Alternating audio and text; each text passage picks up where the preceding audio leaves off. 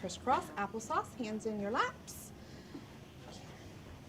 Okay, boys and girls, today we're going to continue our study on organisms. What is an organism?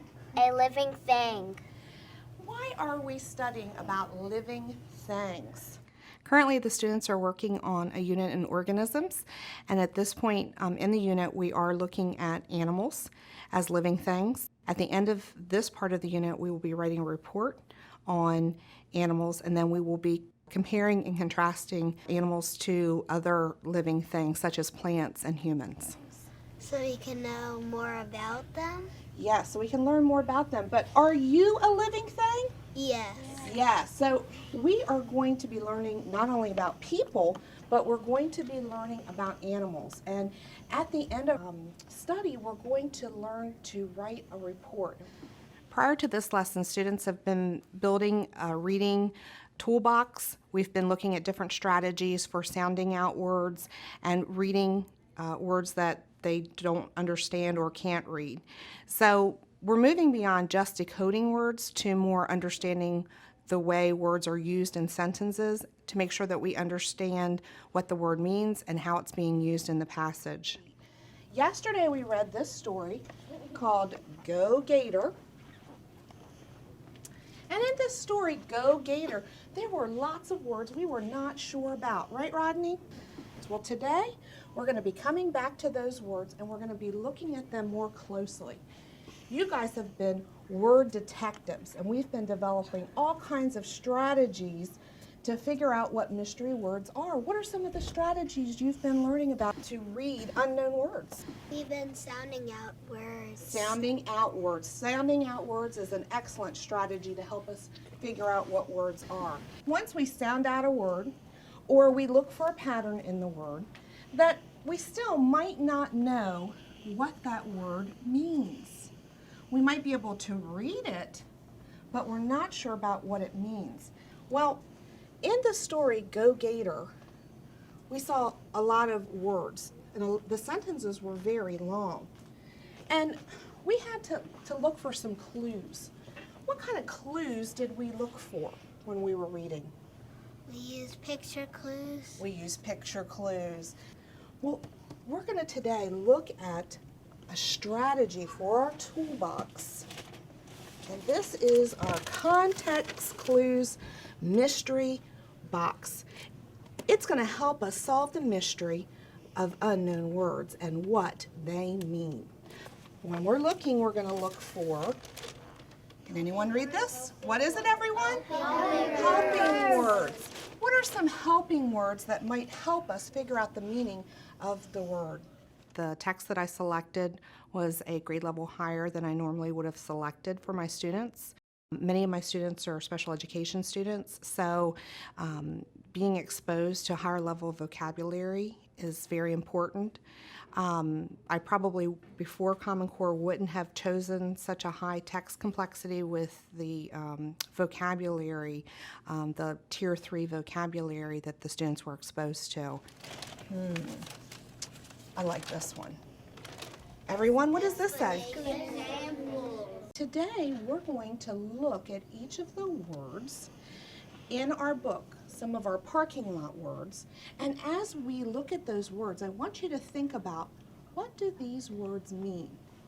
What, if someone asked me, what does this word mean, what would I say? Could I give them a definition of the word? Okay, we're going to do some together and some we're going to do with group work. So what I need you to do is I need you to quietly tiptoe back to your seats. So now we have one more tool that we can add to our reading toolbox, and that is context clues.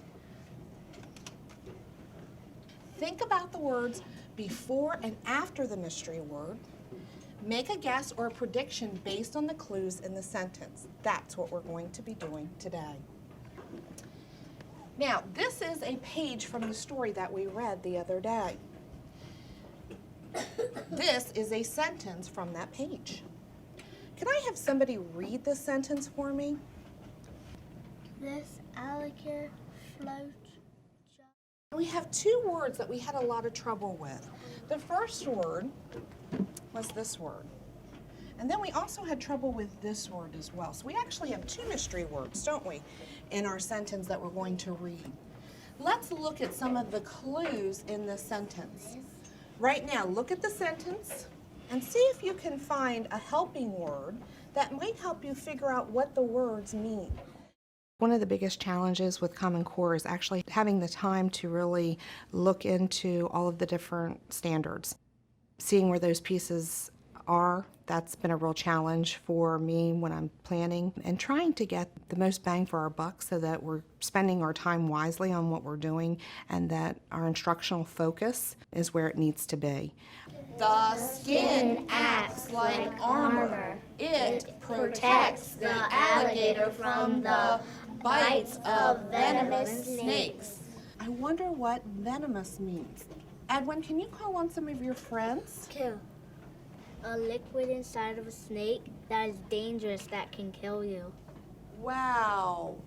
Let's look to see if there's any clues in the sentence. The bites? Oh, bites. He says bites is an important clue word. That's going to help us make a definition of venomous. Why don't you be my writer, and you can come up and right here, you're going to write a definition about what you think venomous means. At our first grade level, students at this level are really looking at sight words and they're trying to decode words and they're trying to figure out what the word actually is. And I think with this Common Core shift, we now have to not only look at the word, but how it's being used. First, I want you to think about, with your group, what the word means. I have a copy of each of the other sentences. Some groups will have the same words, some groups will have different words. You're going to read the sentence. The highlighter is going to highlight those helping words that will help us come up with a definition of the word. Then the writer will write down what they think the word means, and then we're going to share out.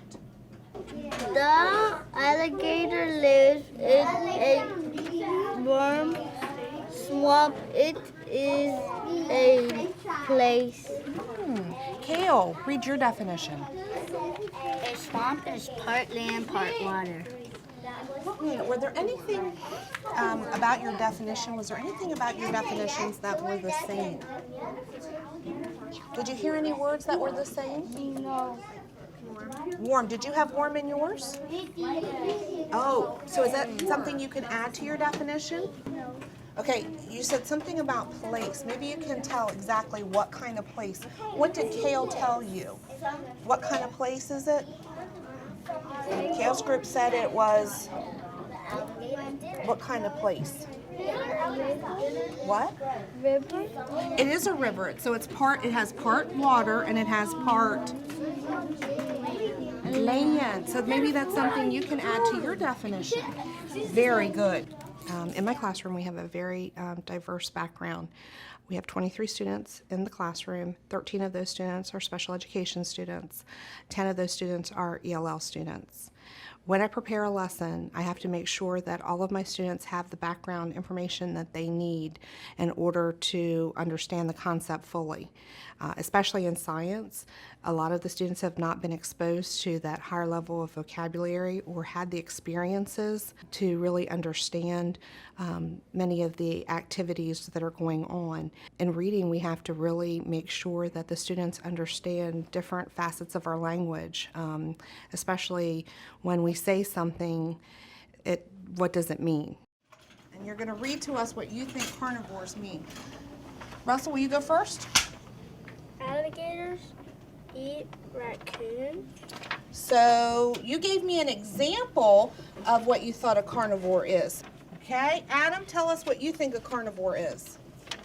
A meat eater. Oh, so if a carnivore is a meat eater, it's going to eat something like a raccoon because a raccoon is made out of meat. Okay, so you need to add a couple things to your definition, right? I saw some other helping words. I saw that in this sentence, alligators are carnivores or meat eaters. I saw the helping word Or is one of those little words that when we see it, we know that it means the same. It's just another way to say our mystery word. After this lesson, students will be looking at vocabulary words and they're going to start to look at multiple meanings. So depending on how the word is used in the passage or the sentence, what does the word mean? So we have what the word really meant, that's going to be a job, drawing the picture, and then using it in a sentence. Does everybody understand what they're going to do? It was exciting to see the students not only be able to read the words, but then apply the definition into sentences, and then to be able to illustrate those sentences with pictures. I think teachers really need to examine their own practice and look at what they're already doing and see how that those standards are reflecting in their own teaching practices. And it might be letting go of some of the things that they've always done and to look at where the focus really should be, looking at their instructional time to make sure that they're spending the most time doing what is going to be the largest part of the standards.